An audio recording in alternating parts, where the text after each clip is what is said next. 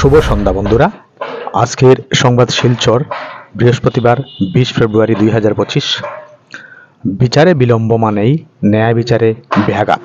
আদালতগুলিকে দ্রুত শুনানির সুপ্রিম পরামর্শ। শীর্ষ আদালত মানে সুপ্রিম কোর্ট বলেছে বিচারে বিলম্ব চলবে না। বিচারে বিলম্ব হলে অভিযুক্ত, ভুক্তভোগী, সমাজ এবং গোটা বিচার ব্যবস্থার জন্য ক্ষতিকর। অপরাধ যতই গুরুতর হোক, অভিযুক্তের দ্রুত বিচার পাওয়া তার মৌলিক অধিকার। ভারতের প্রচুর সম্পদ রয়েছে। 182 কোটির অনুদান বন্ধ নিয়ে মুখ খুললেন ট্রাম্প। 3000 কোটির কেলেঙ্কারিতে ক্লিনচিট কর্ণাটকের মুখ্যমন্ত্রী সিদ্ধারামাইয়াকে। আর্থিক জালিয়াতি মামলায় বিপাকে সত্যেন্দ্র জৈন, তদন্তের ছাড়পত্র রাষ্ট্রপতির। বাইডেন আমলের সব অ্যাটর্নিকে বরখাস্তের নির্দেশ ট্রাম্পের। নতুন রাজধানীর খুঁজে ইরান, বিচার বিভাগে রাজনীতির অভিযোগ।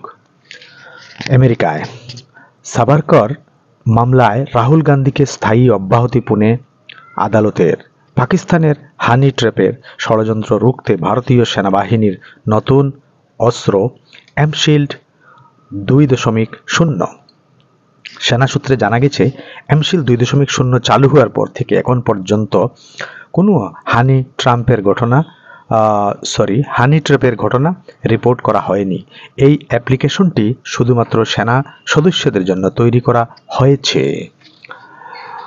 বিচার প্রক্রিয়ার দীর্ঘসূত্রিতা ন্যায় বিচার নিশ্চিত করতে বড় বাধা হয়ে দাঁড়ায়, এমনই পর্যবেক্ষণ সুপ্রিম কোর্টের। শীর্ষ আদালতের মতে, বিচারে বিলম্বের ফলে শুধুমাত্র অভিযুক্তের মৌলিক অধিকার লঙ্ঘিত হয় না, বরং বিচার ব্যবস্থার প্রতি সাধারণ মানুষের আস্থাও নষ্ট হয়। তাই দেশের সমস্ত আদালতগুলিকে দ্রুত শুনানির মাধ্যমে বিচার সম্পন্ন করার আহ্বান জানিয়েছে সুপ্রিম কোর্ট।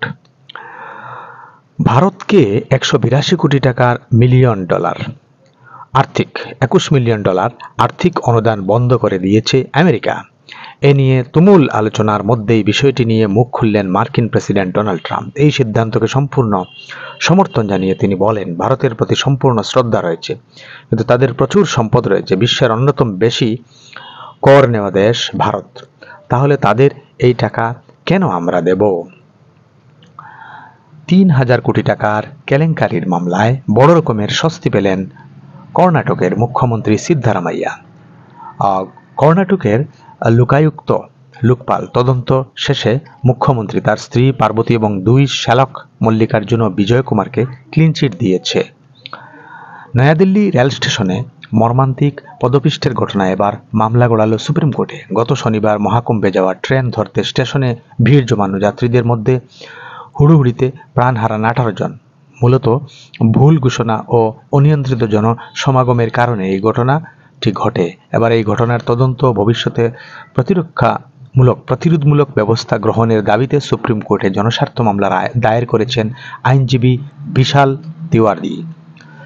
দিল্লির প্রাক্তন মন্ত্রী সত্যেন্দ্র জৈনের বিরুদ্ধে আর্থিক প্রতারণা মামলার তদন্তের অনুমতি দিলেন রাষ্ট্রপতি দ্রৌপদী মুর্মু। সূত্রের খবর, কেন্দ্রীয় স্বরাষ্ট্র মন্ত্রকের সুপারিশের ভিত্তিতে ভারতীয় নাগরিক সুরক্ষা সংহিতার 218 নম্বর ধারায় আওতায় তদন্ত চালানোর ছাড়পত্র দেওয়া হয়েছে।